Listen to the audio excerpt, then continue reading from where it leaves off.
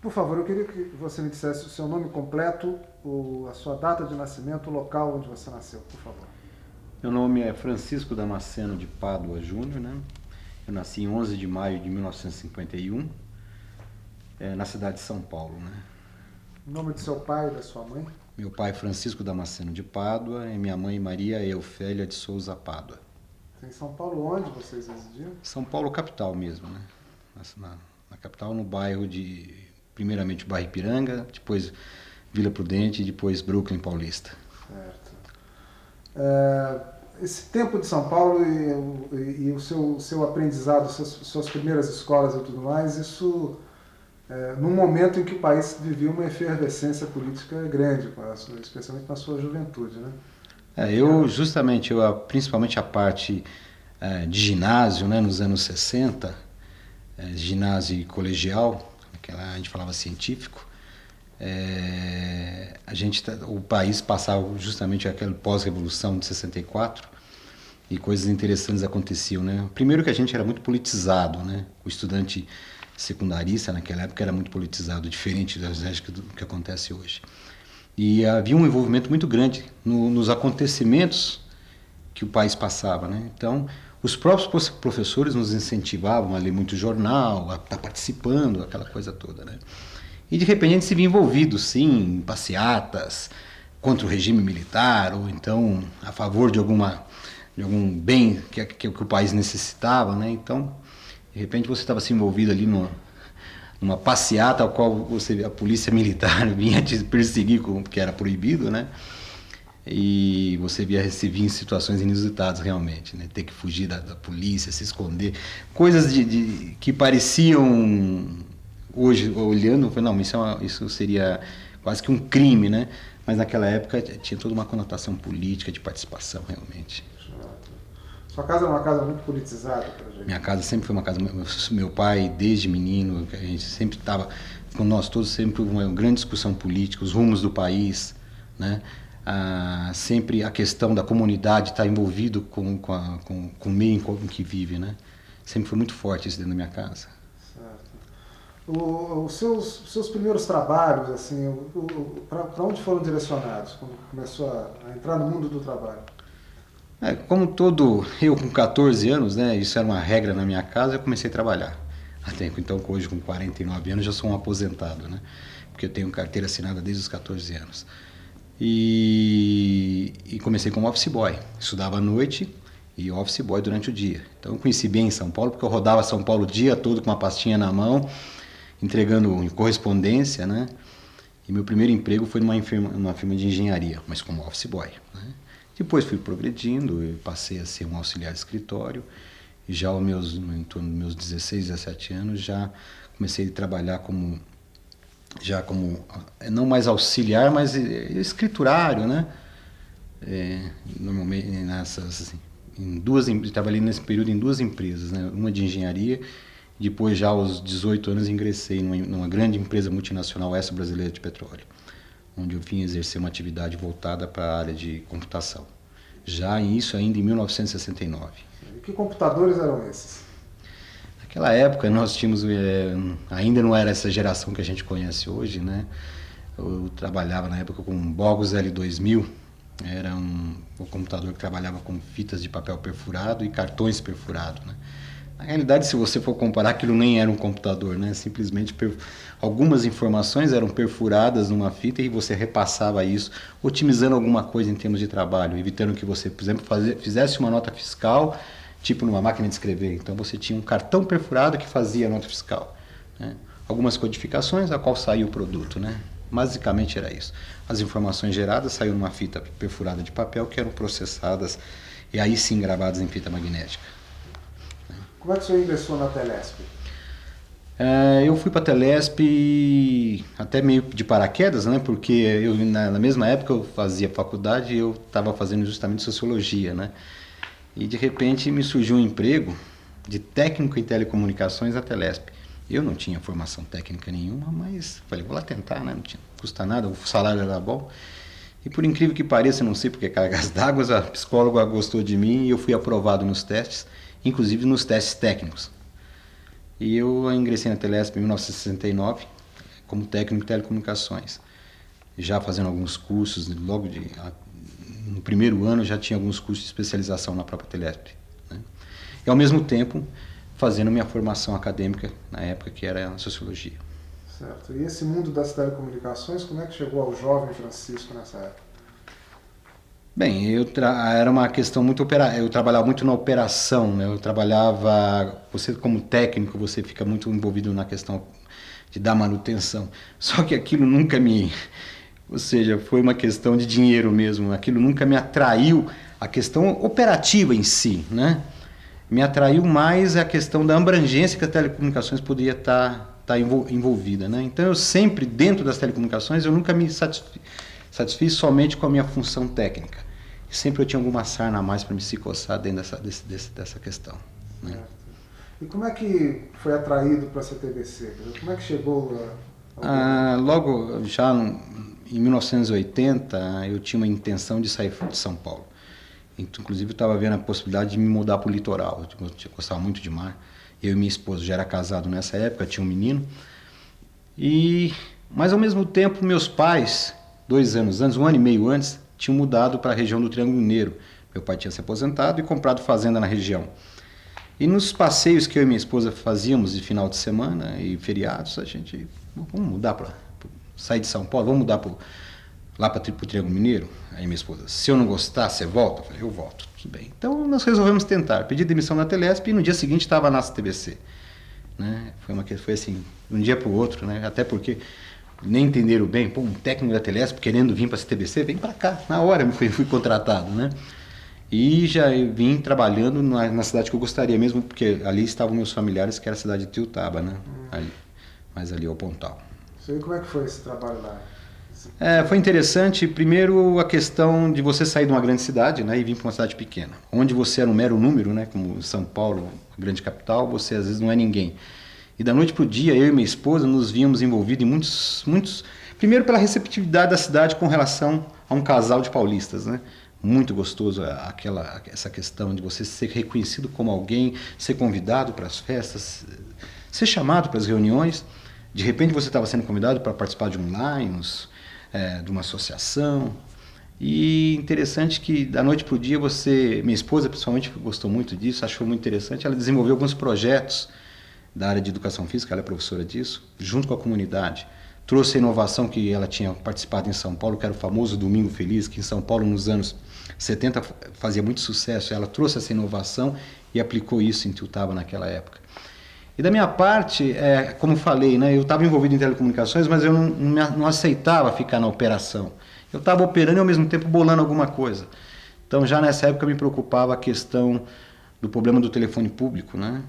O telefone público era considerado pela CTBC um produto de prejuízo, né? Que não dava rentabilidade. E já era uma regra daquela época que todo telefone público tinha que ser no interior das lojas, das farmácias, dos postos, né? Você não tinha telefone público para o lado de fora, né? Então o que acontecia? 9, 10 horas da noite a cidade ficava sem telefone público, porque a farmácia fechava, a padaria fechava, o posto de gasolina fechava, né? Então nessa época eu fiz um projeto junto com alguns companheiros da CTBC, da qual a gente tinha a ideia de pôr os telefones públicos para fora. Então a gente fez um estudo, quais os lugares mais viáveis da cidade, a qual demandava a telefonia pública. E depois um trabalho com as comunidades de bairro, porque o telefone público, a depredação vem muito dessa questão, né? Da falta de consciência, que às vezes do adolescente, né? Ou mesmo da pessoa, ao encontrar um telefone público, vamos dizer, fora do ar, por motivo de vandalismo, pegava e aí acabava de destruir o telefone, né? Então a gente fez um trabalho muito forte com as comunidades de bairro naquela época. E por incrível que pareça, surtiu efeito. Quer dizer, naqueles bairros onde você tinha telefone público que foram exteriorizados, ou seja, foi colocado para fora, e aonde você fez a conscientização, a depredação diminuiu sensivelmente, né? E já daquela época a gente já começou também a fazer alguns trabalhos com as escolas, a nível de consciência do aluno, né? Ou seja, é muito difícil você conscientizar o adolescente ou o adulto, mas A criança não. Na primeira escola, você fazendo qualquer conscientização nesse sentido, o efeito não é a curto prazo, é a longo prazo, mas tem todo um retorno, né? Isso demonstrava uma preocupação assim, mais de ação comunitária, né, que a CTBC foi intensificando com o passar dos anos. Sim, né? a CTBC sempre se preocupou muito nessa questão, né? E esse tipo de ação sempre trouxe muitos dividendos, não só como o dividendo da empresa se mostrar como uma empresa cidadã, né? Ao mesmo tempo como isso trazia benefícios para o próprio caixa da empresa, né? Menos custos de manutenção e assim por diante, né? Ainda nesse aspecto da presença comunitária, o senhor esteve envolvido numa situação em que se conseguiu, de algum modo, disponibilizar a tecnologia do DDD para localidades que não tinham essa possibilidade. Como é que foi isso? No início dos anos 80, o DDD, por assim dizer, descagem direta à distância, era só disponibilizado nas grandes cidades ou médias cidades. Pequenas cidades, em função do equipamento, do tipo de equipamento que tinham nessas pequenas cidades, você não conseguia fazer essas ligações, ou seja, alguém para fazer uma ligação interurbana tinha que solicitar via telefonista. Isso demandava tempo, todo um desgaste, né? E o próprio trabalho de um corpo operacional de telefonistas para fazer atender, é um custo muito alto. Então nós desenvolvemos o que a gente chama hoje uma espécie de gambiarra, né? A qual, até porque a gente fala gambiarra porque na época foi solicitado aos fabricantes a possibilidade de adequação dos equipamentos atuais daquela época, uma adequação. E os próprios fabricantes falaram que não tinham condição de fazer uma adaptação daqueles equipamentos conseguirem fazer DDD. E assim, no estudo interno dos técnicos da CTBC, a gente conseguiu viabilizar via um sistema que a gente chama Icatel, que era um sistema que foi criado para tarifar telefonia pública, não tinha nada a ver com central pública, né? E nós conseguimos fazer uma adequação e a gente permitiu que pequenas cidades com equipamentos que não tinham a possibilidade de fazer DDD o fizessem, né?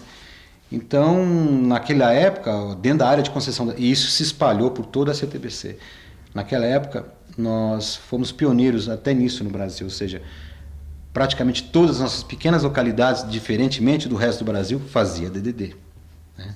Diretamente, descagem direta à distância, ou seja, tirava-se o telefone de casa, o telefone do gancho e imediatamente se ligava-se para São Paulo, Rio e assim por diante, né? Essa marca de pioneirismo é uma característica muito forte dentro da companhia, né? Essa questão vem muito do acionista, né? Já vem pelo nosso fundador, do senhor Alexandrino Garcia, depois no seu filho Luiz Alberto, e hoje também junto com o Luiz Alexandre também trabalho, eles têm essa característica. Primeiro te dá a liberdade de criar, de ser um empreendedor, de estar buscando o melhor para a CTBC e o melhor para a comunidade a qual a CTBC se insere, né? Nesse aspecto, a implantação da Central 236 também foi uma ação pioneira, pelo menos no interior do Brasil. Você imagine que nós estamos aí falando de 1984, né? 84, na América Latina não existia ainda central CPAs, né? Eram todas centrais analógicas, não eram centrais digitais. E a CTBC, usando tecnologia da Ericsson, tecnologia sueca, iniciou em 1984 a implantação da primeira CPA da América Latina, que foi justamente a Central 236 de Uberlândia, né? Interessante era a questão de como implantar isso, né? O corpo técnico ficou 1 ano em São Paulo fazendo curso. Hoje qualquer curso demanda 2 semanas, 1 semana, no máximo 3 semanas. Naquela época a CTBC bancou 3 técnicos em São Paulo durante 1 ano, conhecendo de tudo o que acontecia com essa central, desde a sua fabricação até a sua implementação, né? Aí você vê a preocupação da CTBC em sempre fazer o melhor, né? Nessa questão de, não, eu vou implantar, eu quero implantar da melhor maneira, né? Você se lembra como é que o senhor Alexandrino e o Dr. Luiz se envolviam nesse programa de trabalho aí? É interessante essa questão, né? O senhor Alexandrino, por exemplo, já nos anos 80, ele tinha uma dificuldade visual muito grande, né? Mas ele fazia questão de diariamente estar envolvido com a operação. Então, praticamente quase todo dia ele estava dando uma volta ou em alguma implantação nova que estava havendo na empresa ou alguma coisa nesse sentido. Então, eu mesmo acompanhei várias vezes durante a implantação da 236 o senhor Alexandrino, com toda a dificuldade visual, indo ao canteiro de obras do prédio 236 e olhando os detalhes. Aí as pessoas perguntam, mas ele não enxerga, como é que ele vê detalhes? É interessante que ele via detalhes. E normalmente vinha sempre algum comentário nesse sentido. Aquilo não está certo, seu moço. Ele sempre usava essa expressão, seu moço, quando ele via alguma irregularidade. E normalmente quando ele fazia um comentário, podia correr atrás porque não estava certo mesmo. Impressionante isso. Não, essa questão. Então, talvez eles... Era interessante que eles eram mais empreendedores e tinham uma noção do futuro, às vezes até mais que os próprios subordinados, né? Então a gente tem alguns casos interessantes que a gente via na época, né? Quando nós inauguramos a Central 236, um fato pitoresco foi a questão de o Dr. Luiz, por exemplo, quase todo dia, 2 vezes por semana, ele saía 7 horas da manhã da casa dele, da Getúlio Vargas, e vinha direto na 236 tomar um cafezinho com a gente para ver como é que estava o andamento da implantação, tal, perguntando, porque era uma inovação tecnológica, aquilo era a ponta, né? Era o que havia de mais moderno a nível mundial. E ele nos passava toda aquela expectativa de um novo controle, ou seja, o técnico não necessitaria mais estar subindo em escada para dar uma manutenção. Toda a manutenção agora seria à distância, através de um centro de controle, através de computadores, né? Essa era a visão do acionista. E no dia da inauguração, alguns diretores falavam o seguinte para a gente: olha, os acionistas vão vir aqui, vocês fingem que estão trabalhando, pega uma escada, vai para o meio da central, abre uma tampa daquelas e... Porque era esse o conceito, ou seja, uma manutenção demandava uma escada, você está soldando algum fio, mas aquilo era uma central CPA, não demandava nada disso, demandava eu sentado num centro de controle olhando uma tela. Claro. Né? Mas o empreendedor estava vendo isso, mas às vezes ainda o segundo nível não estava conseguindo enxergar muito bem isso na época. Nesse comportamento, nesse tipo de comportamento, tanto do senhor Alexandre quanto do senhor Dr. Luiz, o senhor percebe que ali existiu o segredo de uma liderança? Quer dizer, como é que era esse segredo? Como é que era essa forma de liderar e fazer as coisas acontecerem? Primeiro pela simplicidade, né? Uma coisa interessante com o senhor Alexandrino, com o Dr. Luiz, falecido do senhor Alexandrino, né? Você se integrava com ele imediatamente. São pessoas simples, a qual sentam à tua frente e conversam com você de igual para igual. O simples fato disso estar acontecendo já é um fator de liderança. Pelo fato dele, uma pessoa, vamos dizer, entre aspas, ter um poder imenso, seja ele financeiro, seja ele de um grande grupo empresarial, mas ao estar conversando contigo, ele está falando a mesma língua tua e no mesmo nível seu. Tendo a humildade de estar pedindo conselhos, por exemplo. O que você acha disso? Então, isso sempre nos deu essa motivação de estar sempre junto com eles e lutando com eles, porque sempre tiveram essa humildade de estar no mesmo nível dos seus associados, dos seus comandados. Embora eles não considerassem comandados, são meus parceiros, né? Esse tipo de parceria que se estabelecia, é a parceria que redunda em qualidade, no final das contas. É isso? Sim. A maneira como eles gestionam e te levam a um nível, te deixam se sentir superior, dentro da superioridade que todos nós temos que ter, né? E talvez, às vezes você não percebe isso, mas nós todos temos a nossa linha de superioridade, né? É interessante que se desencadeou nos anos 90, eles implantarem um sistema de gestão participativo, um sistema de gestão horizontal, um sistema de gestão que quebrou aquela barreira piramidal, onde eu tenho uma diretoria, vice-diretoria, chefia, subchefia, até chegar lá embaixo no chão de fábrica. Eles derrubaram tudo isso e estabeleceram uma gestão horizontal, uma gestão onde todos teriam oportunidades de participação, né? É justamente aí que entra, nesse tipo de gestão horizontal não poderia ser diferente, a qualidade. Eu não tenho uma gestão horizontal, eu não consigo crescer se eu não tiver qualidade junto, né? Foi o momento da implantação desse gerenciamento da qualidade. Sim, total. A partir de 91, o Dr. Luiz, buscando, inclusive já nessa época nós tínhamos nosso vice-presidente, Dr. Mário Grossi, implantou o sistema de gestão empresarial rede, alinhado ao nosso GQT, Gerenciamento pela Qualidade Total, que estiveram sempre alinhados, sempre juntos, né, desde essa época. Então tudo que se fazia na empresa, sempre trabalhou-se buscando a qualidade total, né. Certos resultados foram aparecendo logo ou foi uma coisa de médio e longo prazo? Você tem coisas que são operacionais, são de pequeno prazo, e você tem coisas que são de longo prazo. Na questão dessa união entre a qualidade total e o sistema de gerencial empresa-rede, os resultados imediatos foi que o crescimento do grupo, não em termos de número de empresas, mas em termos o grupo e o seu impacto na comunidade nacional, né? O grupo passou a ser uma marca nacional, passou a ser um grupo empresarial de relevância no estado de Minas e de relevância no país, né? Ser reconhecido realmente nacionalmente. E isso graças justamente a esse sistema de gestão. Os resultados financeiros, os resultados operacionais, o crescimento que teve o grupo nesse período foi fantástico, principalmente no setor que era o maior negócio dele, que é o setor de telecomunicações, né? Então, você num certo momento você teve esses resultados e depois a questão dos impactos da qualidade no dia a dia, né? Na questão dos associados, onde os associados têm toda uma série de liberdade de trabalho, uma série de rentabilidade provocada pelo trabalho, prêmio por resultado, gestão participativa, onde você trabalha por objetivos. Gestão aberta, isso demandou que hoje nenhum associado da CTBC bate cartão. Nós trabalhamos por responsabilidade, então para que eu bato um cartão, né? Demandou que a CTBC buscou prêmios internacionais e até nós tivemos, a partir de 95, um projeto que envolvia que nós estaríamos certificando a CTBC no padrão normativo ISO 9000, reconhecido mundialmente. E em agosto de 96 nós fomos certificados, né, na ISO 9002, e desde então já tivemos agora a recertificação recentemente, né.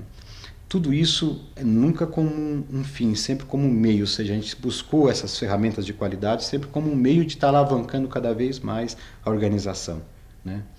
E sempre trazendo grandes reflexos positivos, principalmente no que tange lucro operacional, receita, né? Otimização de custos, né? Além disso, o senhor avalia que a mudança cultural também tem um peso muito grande nesse ganho? O lucro está fundamentalmente numa mudança cultural? Quando você trabalha numa empresa a qual você tem um associado que trabalha para o resultado, onde você tem um associado que trabalha totalmente livre, ele não tem um chefe, não existe uma chefia comandando ele trabalha por um objetivo, onde ele mesmo define qual é o seu plano de formação. Ele, com seus pares, discute os assuntos inerentes da empresa, ou seja, ele está totalmente participativo, ele sabe exatamente quais são os rumos da empresa. Então, isso demanda que esse associado trabalhe com satisfação. Não poderia ser diferente, né? Logicamente, a produtividade é sempre bem maior, né? Por isso que esse sistema nosso hoje, de sistema participativo, a maneira como a gente gestiona a empresa-rede e mais o sistema da qualidade da CTBC, hoje é benchmark nacional, né? Como é que o cliente percebe isso? Olha, principalmente nas ações, porque quando você fala em qualidade, você está trabalhando no dia a dia da tua empresa, automaticamente no dia a dia da tua empresa. Seja nos processos, seja em tudo aquilo que envolve o operacional da empresa. Só para você ter uma ideia, quando nós iniciamos o sistema da qualidade lá em 91, e principalmente quando nós tivemos grandes mudanças com a ISO em 95 e 96, nós tínhamos procedimentos, por exemplo, de atendimento ao cliente. Em Franca, Uberaba, Patos, em todas as nossas localidades, só que isso não era padronizado.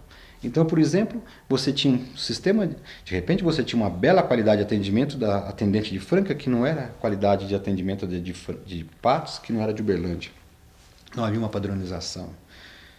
Tabelas de preços variadas, de repente o mesmo produto aqui custava um valor diferente, porque não havia uma padronização.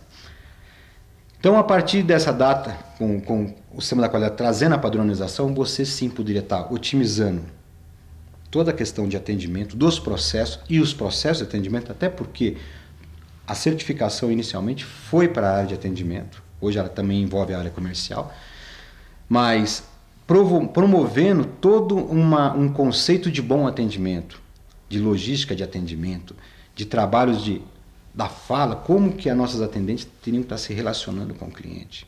Aí envolve todo um aspecto de comunicação, de marketing, de operação, de pesquisa de satisfação. A CTBC dá muita importância à pesquisa. Ela sempre foi muito forte nisso. Então ela sempre pegou as pesquisas, e diferentemente de muitas empresas que fazem pesquisa por pesquisa, a CTBC pega as suas pesquisas e vai a fundo, né? Eu me recordo uma pesquisa que nós fizemos há uns, não sei se me engano, uns 4 ou 5 anos atrás, a qual nós pegamos alguns clientes comerciais e anonimamente nós não contratamos um instituto, né, independente que gravou o que o cliente achava da CTBC e solicitamos que fosse anônimo. Nós não queríamos saber quem era aquele cliente e que ele tinha toda a liberdade de falar da CTBC. E o interessante é que a gente ficou arrepiado às vezes em ver o que o cliente pensava da gente. E saindo, quer dizer, porque tinham clientes que não achavam que o nosso serviço não era bom e com razão, estavam ali falando e tinham razão naquilo. Mas essa é a metodologia. Vamos escutar o que o cliente tem a dizer e vamos atrás, vamos consertar isso.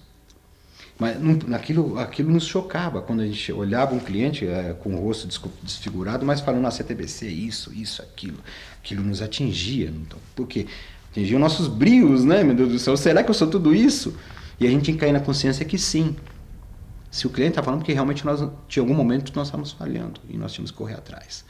Então, ações eram implementadas em cima dessas pesquisas, corríamos atrás para derrubar todas essas barreiras que às vezes o cliente demonstrava em função dos maus serviços. Em 30 segundos para terminar, qual é o desafio do futuro? O desafio do futuro é telecomunicações. Primeiro, o conceito de telecomunicações está mudando radicalmente, né? A internet, todo o sistema de dados como a gente conhecia, todo o sistema que tinha de telecomunicações com dados e internet muda totalmente, né? Então, nós temos que estar preparados para isso e a gente já está correndo atrás. Então, o futuro está num sistema que não vai mais usar praticamente quase da maneira como a gente conhece, essa maneira física, né, cabos, essa coisa toda, a maneira como, ou seja, numa única linha concentrada nós vamos ter uma série de serviços agregados, né? E que uma coisa que antigamente não tinha nada a ver com telecomunicações passa a ter tudo a ver com telecomunicações. Hoje, por exemplo, de manhã eu participei de uma transmissão de educação à distância dentro da CTBC por uma Universidade Federal de Santa Catarina, transmitindo aqui, simulando uma aula à distância via videoconferência da CTBC Telecom, pelos meios da CTBC Telecom, e a qual a gestão do curso será via internet. Que a CTBC também está envolvida. Então, quer dizer, aquilo que era antigamente falar no telefone, ou seja, simplesmente precisava falar, não, hoje você vê, a CTBC está envolvida em educação à distância. Aí eu só estou dando um exemplo de uns serviços que nós vamos estar disponibilizando, por exemplo, nesse futuro próximo. Quer dizer, já não é próximo, já está aí acontecendo, né? Então, realmente, muita coisa vai mudar, muita coisa vai estar e tudo a uma velocidade fantástica, né? Estaremos preparados. Teremos que estar. Okay. Muito obrigado. Eu que agradeço.